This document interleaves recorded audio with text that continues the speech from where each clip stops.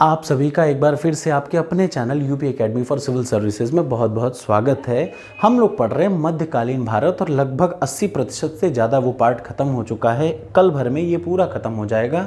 और मैं बता दूं एक बार फिर से कि अगर आप यूपीएससी की या यूपी की, एमपी की या बिहार की, राजस्थान की या छत्तीसगढ़ की या फिर पूरे यूपी ट्रिपल एससी की कोई भी तैयारी कर रहे हों तो ये वीडियो आपको बताएगा कि इससे बाहर कुछ नहीं आएगा। क्यों? क्योंकि इसमें हर राजा की जन्म कुंडली भी है और 20 साल के सारे पेपर भी हैं।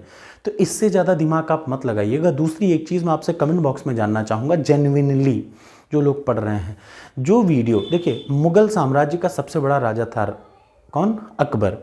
उसको मैंने 20 मिनट में निपटा दिया, ख़त्म कर डाला 20 मिनट में। वही चीज़ के लिए आप 2 से ढाई घंटे पेड कोर्स ज्वाइन करते हैं जिसका कोई लॉजिक नहीं होता। तो जो चीज़ आपको 15 से 20 मिनट में फ्री में मिल रही है, आप अगर उसको नहीं पढ़ पा रहे हैं तो मेरी बात का विश्वास करिए, ढाई घंटे में लोग आपको सिर्फ बेवकूफ़ बनाते हैं। पैसा लेके, चूंकि पैसा ले रखा है इसलिए बेवकूफ़ बना रहे हैं। इसलिए do not go for such kind of paid courses. जो चीज़ फ्री में अवेलेबल क्यों उसके लिए पैसा दे रहे हैं? ठीक है, तो चलिए शुरू करते हैं बिना समय बर्बाद किए हुए। आज का टॉपिक आज है अकबर का बेटवा जिसका नाम था क्या? जहांगीर। उसकी आज हम लोग बात करेंगे। थोड़ा सा बैकग्राउंड की बात कर लूँ फिर यहाँ पे आते हैं। 20 साल के पेपर में जो जो क्वेश्चन आया है सब कुछ यही इतना ही है, इससे बाहर कुछ नहीं आएगा। मैं आपको बता दूं, अकबर एक बार शेख सलीम चिश्ती, अकबर को बेटा नहीं हो रहा था तो शेख सलीम चिश्ती जी के पास गया कि हे सलीम चिश्ती जी, मेरा बेटा नहीं हो रहा है, मेरी मदद करो। तो भैया उनके आशीर्वाद से अकबर की एक पत्नी थी जिनका नाम क्या था?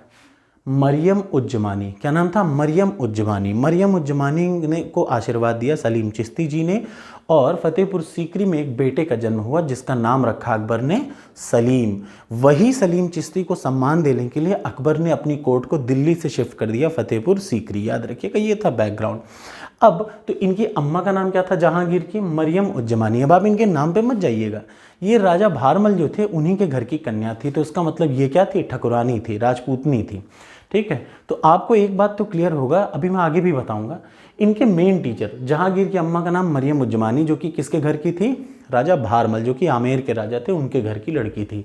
अगर बात की जाए इनके मेन शिक्षक कौन थे, तो अब्दुल रहीम खान खाना इनके मेन शिक्षक थे। जब अकबर की डेथ हुई 1605 में, तो ये आगरा के फोर्ट में इनका क्या हुआ? राज्याभिषेक हुआ। क्या हुआ? राज्याभिषेक किया। अब इनके बारे में इंपॉर्टेंट चीज़ मैं बता दूं, जहांगीर का नाम क्या था? सलीम या शेखो बाबा। जहांगीर का नाम क्या था? सलीम या शेखो बाबा। ये नाम इसीलिए रखा गया था क्योंकि सलीम चिश्ती के आशीर्वाद से ये बच्चा पैदा हुआ था। अब आगे देखिए, इन्होंने कुल 12 घोषणाएं, उद्घोषणाएं का मतलब इनके 12 नियम थे, जो नहीं फॉलो करेगा मार देंगे। 12 घोषणाएं इन्होंने की जिनको कहा गया आईने जहांगीरी। क्या कहा गया? आईने जहांगीरी। कितनी उद्घोषणाएं? 12 उद्घोषणाएं की। इन्होंने एक न्याय की जंजीर शुरू की। न्याय की जंजीर क्या कहती थी? कि 16 घंटियां थी उस जंजीर में। अगर किसी को कोई प्रॉब्लम हो तो वो आए, उसको न्याय मिलेगा, वो थी न्याय की जंजीर। ये कहाँ पे इसने शुरू की? आगरा में। भाई रहता भी आगरा में था, आगरे के किले में।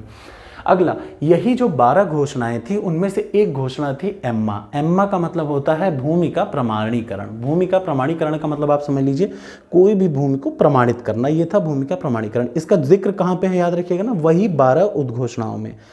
एक बार आप इसकी स्क्रीनशॉट भी ले लीजिए, मैं चाहता हूँ। अब अगर बात करें इनकी शादियों की, तो इन्होंने भैया ने पहली शादी की किससे? मानबाई से। इनकी पहली मैरिज हुई मानबाई से। अब आप मानबाई पे नाम पे मत जाइए, ये किसकी बहन थी? ये राजा मान सिंह की बहन थी। राजा मान सिंह की बहन थी मानबाई। मानबाई से इनका विवाह हुआ, जिनसे इनका एक लड़का पैदा हुआ जिसका नाम खुसरो था।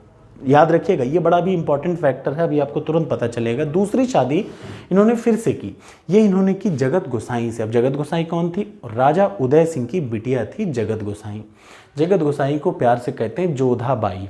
ठीक, एक जोधा थी, जो कौन थी? अकबर से शादी हुई थी। यहाँ हम लोग बात कर रहे हैं जोधा बाई की, तो कंफ्यूज मत करिएगा। ये जगत गोसाई या जोधा बाई थी जिनसे पैदा हुआ बेटा खुर्रम। यही आगे चल के बना शाहजहां। याद रखिएगा, खुर्रम का ही नाम क्या था? शाहजहां। गलती से बहुत सारे बच्चे कंफ्यूज हो जाते हैं खुसरो खुर्रम में, तो याद रखिए खुसरो किसका बेटवा था? मानबाई का। वो भी कौन थी? ठकुराइन थी। जगत गोसाई भी ठकुराइन थी। दोनों के बेटे थे खुर्रम और खुसरो। ये आपको पता होना चाहिए कि जितने मुस्लिम थे वो कहीं ना कहीं भारत में आते थे, और ये अपने आप से नहीं यहाँ पले हैं। इनको पाला किसने? पाला? ठाकुरों ने पाला।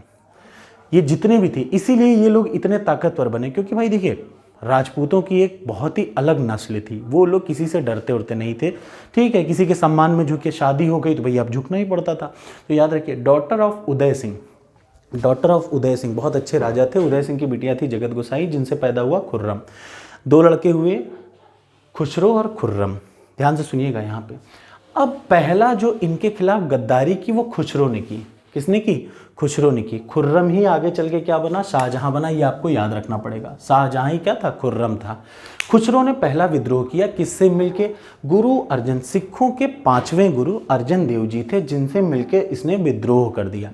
तो बदले में क्या हुआ? जहांगीर ने गुरु अर्जन देव को जो है लाहौर के पास असैसिनेटेड या फिर हैंग डाउन कर दिया, एग्जीक्यूट कर दिया या फांसी पे लटका दिया। उनकी कब्र कहाँ पे है? लाहौर के पास है। ये कई बार आता है, याद रखिए।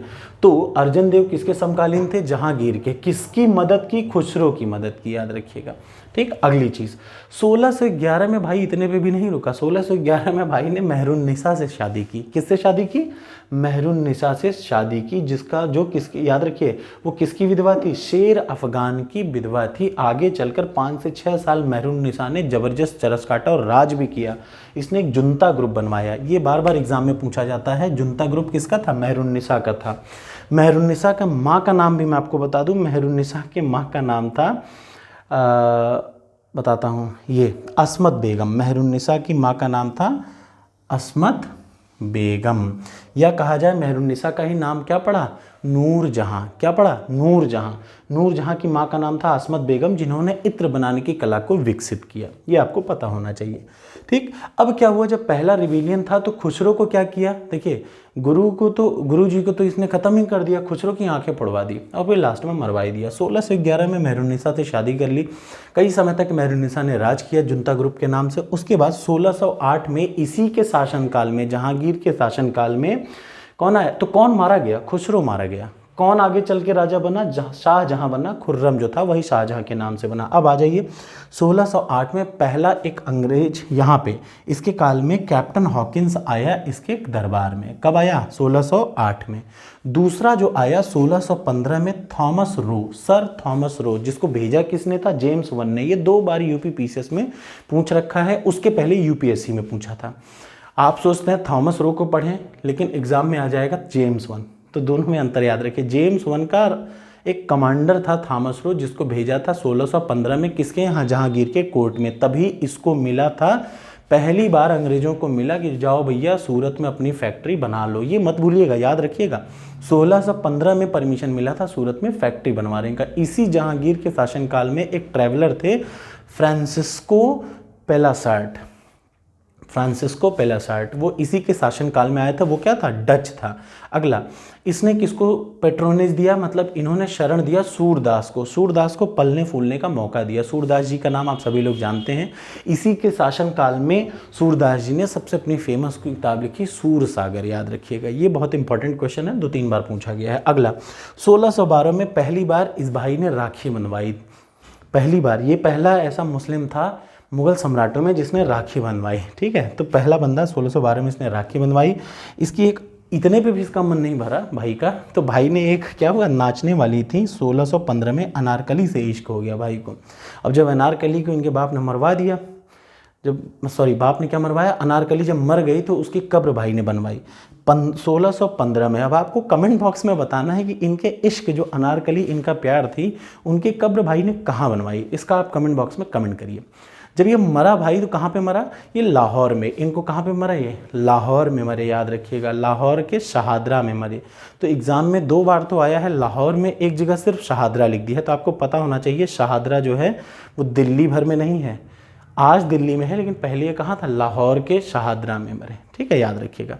सबसे बड़ी बात, उसके जीवन के आखिरी दिन में, इनके जीवन के, जहांगीर भाई के आखिरी दिनों में इनके खिलाफ विद्रोह कर दिया था इन्हीं के बेटे खुर्रम ने। पहली बार राजा के बेटे ने अपने बाप के खिलाफ जाने की पहली बार विद्रोह की कोशिश की थी। ये 2 बार पूछ रखा है कि अपने बाप के खिलाफ विद्रोह में, 2 बार का मतलब एक बार छत्तीसगढ़ में पूछा और एक बार शायद बिहार में पूछा, यूपी में भी कभी पूछा होगा, 2 से 3 बार। सन खुर्रम, पहली बार पिता के खिलाफ बेटे ने बगावत की शुरुआत यहीं से की थी। खुर्रम ने बगावत कर दी थी। ठीक है, और खुर्रम का बाद दूसरे नंबर पर बगावत की थी महावत खान ने। ये इनके आर्मी का चीफ था। वो बगावत कर दिया था। तो ये तो हुआ इनका। इसने एक नई प्रक्रिया शुरू की थी, एक नई प्रथा शुरू की थी। पुरुषों का कान छेद कर रत्न, महंगे बहुमूल्य रत्न पहनने की प्रक्रिया किसने शुरू की थी? जहांगीर भाई ने। अब आप भाई की इतनी चीज़ों को देख रहे होंगे तो आपको लग रहा होगा यार ये हिंदू धर्म का बड़ा वो था, मतलब हिंदुओं के लिए बहुत ही सहानुभूति वाला था, बहुत ही लिबरल आदमी था। ऐसा बिल्कुल नहीं था। जब आप इनके इन चार भाई के 4 कारनामों को देखेंगे तो आपको शायद समझ में आ जाएगा कि अल्टीमेटली ये कौन था। राजौरी के बहुत सारे हिंदुओं को इसने कटवा डाला था। क्यों? क्योंकि वहाँ के बहुत सारे हिंदू लोग क्या करते थे, मुस्लिमों से शादी करके उसको उन लोगों को हिंदू बना लेते थे। दूसरा काम, जब कांगड़ा के किले को ये जीता तो उस जीत के जश्न में इसने गाय को कटवाया, जो कि हिंदुओं की एक आस्था का प्रतीक माना जाता है। तीसरा, अजमेर में सबसे प्रसिद्ध वाराह मंदिर, आपको पता होगा भगवान ने कई सारे अवतार लिए, कई सारे अवतार लिए। ये भी एक अवतारवाद पे 10 अवतार मैं आपको एक वीडियो बना के दूंगा, आप देखिएगा, बड़ा इंटरेस्टिंग साइंटिफिकली वीडियो बना के दूंगा, जिसमें कांगड़ा जिले के बाद अजमेर में स्थित है कौन? वाराह अवतार। अब आप में से बहुत सारे लोगों को पता है कि वहाँ पे दरगाह है, लेकिन वहाँ पे वाराह मंदिर भी है और वो बहुत प्रसिद्ध था। लेकिन भाई ने क्या किया, इस वाराह मंदिर को तोड़ा और मूर्ति को उठा के तालाब में डाल दिया। बहुत फेमस मंदिर था। अगला, जैनियों को गुजरात से भाई ने बाहर फेंकवा दिया कि तुम लोग गुजरात में नहीं रहोगे। ठीक है, ये इतने कारनामे के बाद आप समझ सकते हैं कि कितना भी हो जाए ये एक दूसरे के प्रति, जैसे होता ना कि समय आने पे ये बगावत कर ही देते थे। ये इन भाई साहब की दिक्कत थी।